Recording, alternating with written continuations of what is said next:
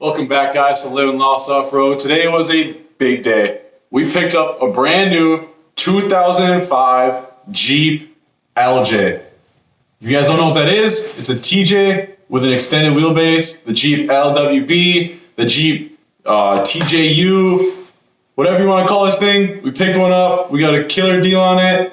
I'm going to do a walk-around video of it soon. But today, I'm going to do some work on it. I have some stuff I want to get done on it. I'm going to do the winch install today. I got my Spitty built, 10,000 pound synthetic line I'm gonna throw on here. I gotta fix some stuff with the speedometer a little bit later also. And then we're gonna be ordering the high lift jack mount for the hood. And then I have my jerry can and traction boards that I am gonna be throwing on the back tonight as well too. I'm just gonna do a general overview of the Jeep tonight too, see what I need to get for parts, see if there's anything wrong with it. There shouldn't be. It's super clean, and I'll go more into detail about where I got this Jeep and how I ended up finding it and the engine and everything else in it and in a later video. But tonight we're just gonna be installing the winch. We're gonna be fixing some stuff on the gauge cluster. I'm gonna take a look at the speakers, see what they got in there, because those will probably get upgraded soon. And then we're just gonna sit in the garage and build a parts list for this thing. I gotta get some lights for the front bumper here. Gotta do the headlights, some new tail lights, the jack mount on the hood. I'm gonna keep suspension, everything the same. I'm getting way too ahead of myself, guys. Let's just start with the winch. Let's start with the gauge cluster, and we'll see how it goes from there. Let's get this winch put on. All right, guys, I gotta say that I'm confused by this bumper. I'll show you what I mean here. So this bumper, normally bumpers have the 4 bolts somewhere in the front to pull it off of the frame horns, but this bumper doesn't. It's a body armor 4x4 bumper, so it's probably a decent bumper, 450 bucks or so. I'm thinking I have to pull these tow hook things here, right here. Same with on the other side. And then if you look underneath here, there's these big, huge bolts right here, one on either side. So I think I got to pull those, and then I got to pull this guard here, which is this Jeep guard right here.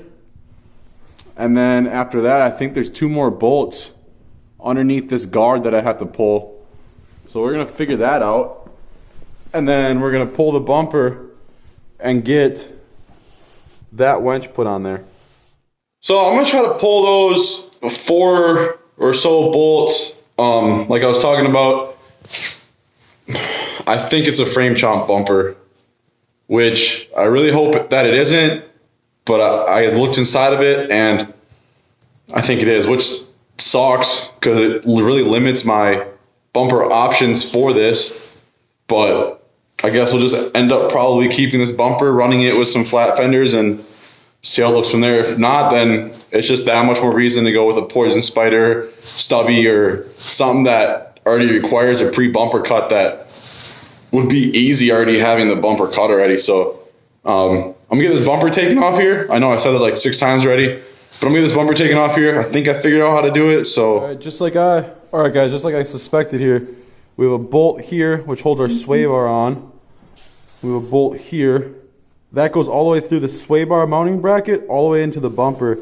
So I think if I pull those 2 out, I may or may not have to pull these, and then I pull the bolts on the other side, we should be good to go. So I'll let you know after I pull these 2 how it ended up going.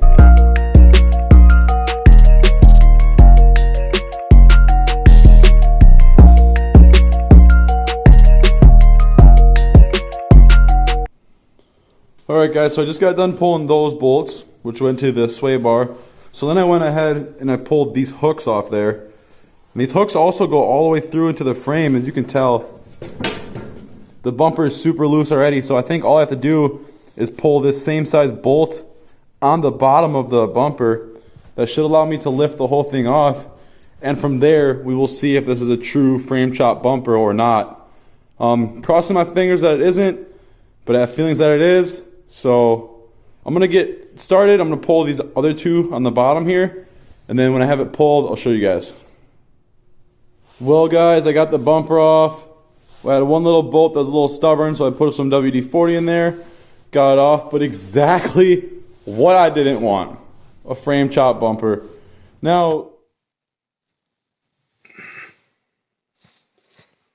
guys, I feel like an idiot right now. I'm used to JKs. I've been working on a JK for like 3 years now. I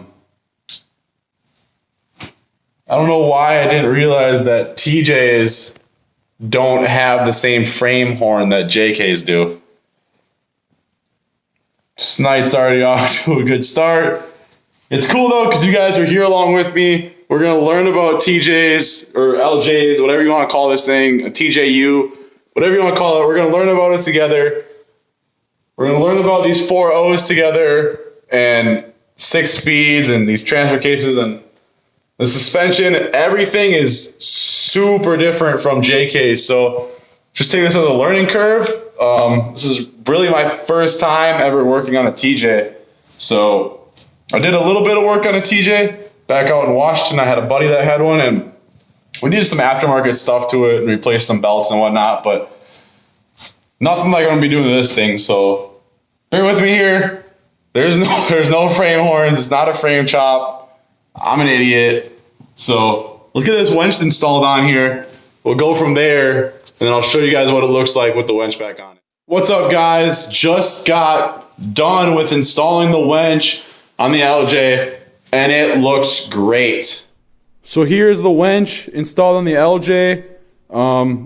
It was kind of difficult lining the bumper back up again because it was just so finicky to get the bottom bolt lined up with these top bolts and get angles and everything right. But it went on good. Got the fair lead on. Got the Smittybilt 10,000 pound X2O winch on with the synthetic line and the fair lead. Got the hook. I don't know whether I want to do the hook or if I want to do this Smittybilt. Oh, I forget what this is called, but you put a D-ring through there. It kind of goes up into here. I'll make that decision at a later date. I also don't know if I want to do lights up top here. There's a spot for lights on each side. You can see the hole there. I can put lights on either side, or I can do 2 lights up here. I have not decided yet. Leave a comment down below which one you think I should do. But as far as the power, I just ran my power cable up underneath the grill here, up through here, past the fan and the radiator so it doesn't melt or anything. Ran it up through here, underneath my fuse box, and into here. So that's really all I did. It's super easy install. Now I'm gonna move on to the back. I have to take these super ugly looking taillight cage things off of here. So that's the next step. And then I'm gonna rip apart the gauge cluster. I'm gonna rip apart the gauge cluster in here. I have some stuff to do on there. I'm gonna do some wire spray on there and see how it looks. So stand by. I'll let you guys know once I finish up the last little bit of this winch I gotta do, test it out, see if it works. I'll move on to the back. All right, guys, we're in the back of the Jeep now. I'm about to remove these taillight guards from either side. And I can't hate on you if you have them. I have them on the JK, but I have them on the JK for a reason, because I bought the taillights on there super cheap, and they have a crack in the side of them, so it kind of covers the crack. But really, these aren't necessary. If you see here, you can't really see it too much, but when I open the tailgate, it actually pulls the light back, which I don't want that to be stressed too much, and then my light breaks off and all that. So I'm going to go ahead and pull these. I'll show you guys how I'm going to do it here, and then I'm going to pull them, and I'll show you guys how it looks when it's done. So guys, here I have the light cover pulled off, and I got the flashlight on there right now, but you can see there's 2 bolts in there. I'm thinking you just pull those 2 bolts, the whole light comes off, and then the rear bracket comes off of that. But this is how they look on there. So I'm going to pull these real quick, take them off, put the light back on, and see how it looks after that.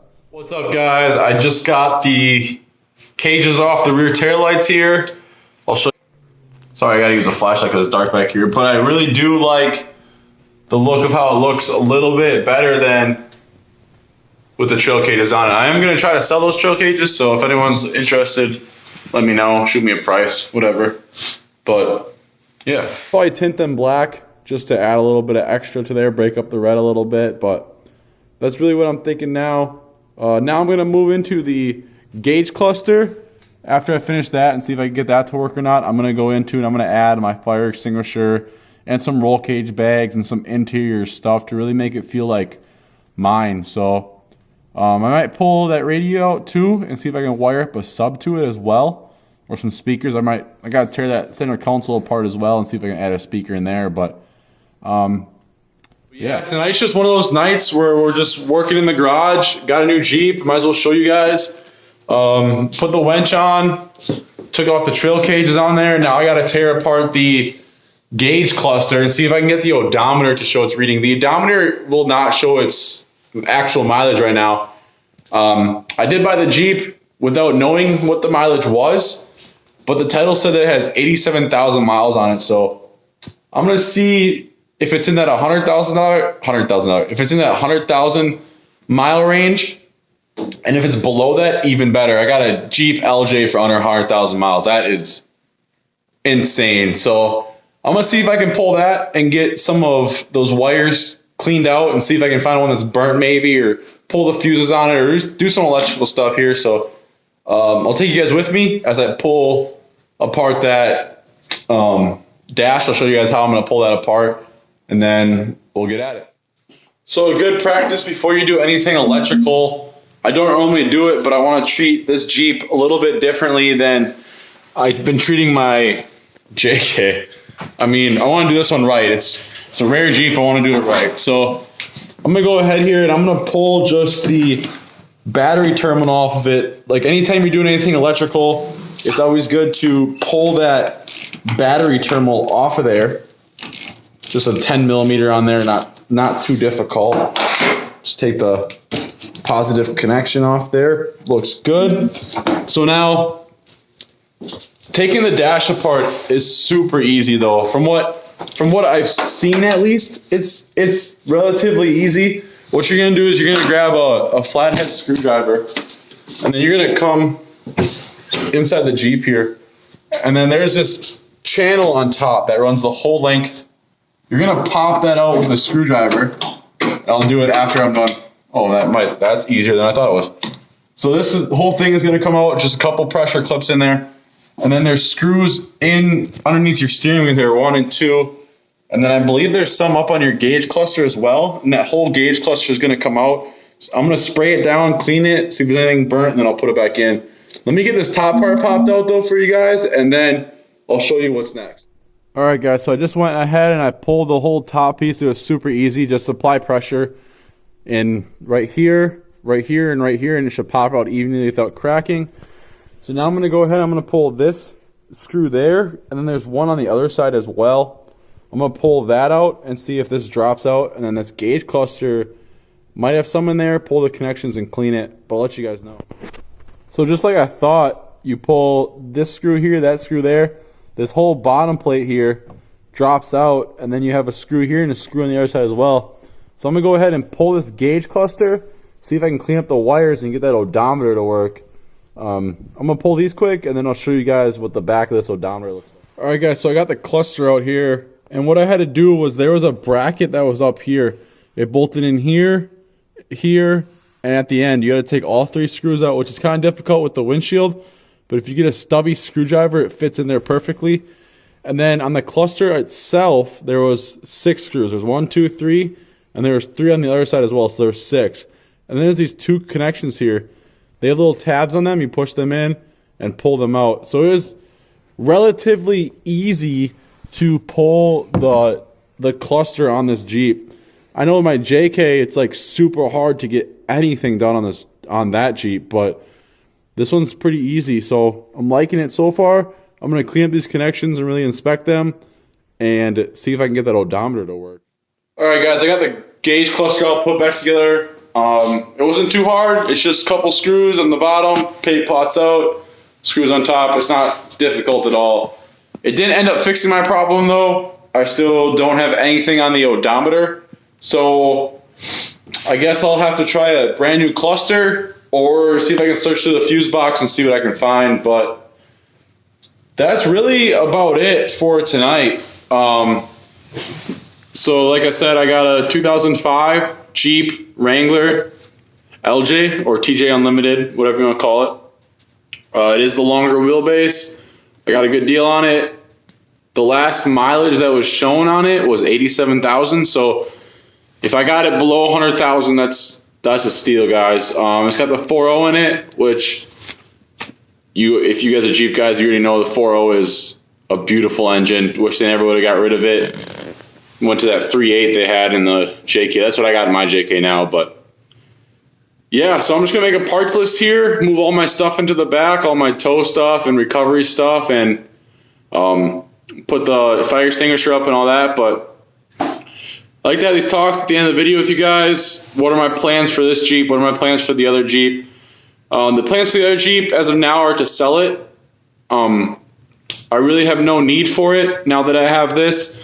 I would like to keep it. It's not going to cost me much to keep it, so if it doesn't sell it, it doesn't sell. It's whatever. I got plans for that one. I want to do axle swaps and all sorts of stuff on that one. Give me something to do, so I might keep it, but we'll see. But what are my plans for this one? So right away, I'm going to go ahead and order some rock rails for the side. I don't know what rock rails to go with yet, but I'm going to order some rock rails for the side, and then I'm going to go ahead and order some flat fenders for the front up here. Just was never really a fan of the TJ fenders, so I'm going to go ahead and order flat fenders, and you guys already know I have to run flat fenders and everything. The winch is installed already, which we did tonight. And then I'm going to go ahead after that, and I'm going to order headlights, brand new headlights. And then I might look into taillights and see what they got. And it's just going to be little stuff. It's going to be like stereo stuff, speakers. I'm going to get that interior really built up first because, as you guys know, my JK, that was the last thing for me to do was the interior. And I really wish I would have done that first. You're in the interior the most. You might as well make it as comfortable as you can. So I'm going to go ahead and clean up the interior a little bit, run some speakers, and run a new head unit and all sorts of stuff. And as far as the outside goes, I'm going to run fenders and rock rails like I just said. I'm going to keep the engine stock. I don't want to mess with this engine at all. I really don't want to mess with the Jeep at all, to be honest with you. I like the classic look of the TJ, and I like the rareness of the LJ. So I'm going to keep it as stock as I can. I believe that it has a 3-inch lift on it. I'm not sure. That's just by going off measuring front coil springs. So if you guys have any way to tell me what kind of lift is on here, or if you have any ideas on how I can figure it out, please let me know. I'm going to wait for the tires to go bald before I do new tires. I'm probably run a 33 by 12.5 along with new rims on there as well. I'm going to keep the bumper until I get fenders. I do like stubby bumpers, as you know, on my JK. So I might run a stubby bumper on here, but I got to see how it all looks when I get flat fenders. I think that's really about it. I do want to find a Dana 44 for the front. I know that these had them out of the Rubicons, so I do want to find one for the front. And later down the road, I would like to do gears and lockers as well. That's been a big thing that I need to do in the JK, but I just haven't done it yet because I've been back and forth about selling it. So there's really no point if I'm going to sell it. But I plan on keeping this thing for a long time to come. So I might as well build it right the first time. I'm going to do a lift on it. Maybe I'll wait till my suspension goes out and all that. But right now it's a great beach cruiser. Where I'm living, there isn't much trails, so it's a good beach cruiser. It's a great beach cruiser. That's what I'm going to treat it as. I'm going to do some rust prevention stuff underneath the frame. I know Eastwood makes a paint that coats the inside of the frame, so I'm going to do that as well. But for now, it's pretty much going to be just little stuff here and there until I find the front axle, and then from the front axle, I'll build up. But if you guys know of anybody or any companies out there that want to sponsor this build or want to help me with this build, you can go ahead and hit me up on Instagram. Just DM me or comment on this video, whatever you guys want to do. So let me know. I'm looking for sponsors for the build. I'd love to work with you and build this Jeep up to be something good, along with my JK as well. If there's people out there that want to help me build the JK, then I'll throw money at it and build the JK. So But from there on, like, that's pretty much all I got planned for this Jeep. I just want to keep it low key, keep it daily driver, and see where it goes from there. So, all right, guys, thanks for hanging out in the garage with me tonight. Thanks for watching me put the winch on and fixing the gauge cluster, which I didn't get fixed. I'm gonna go ahead here and finish up some stuff on the interior and whatnot. But always remember, you're not living unless you're living lost. Have a good one. I'll talk to you guys soon.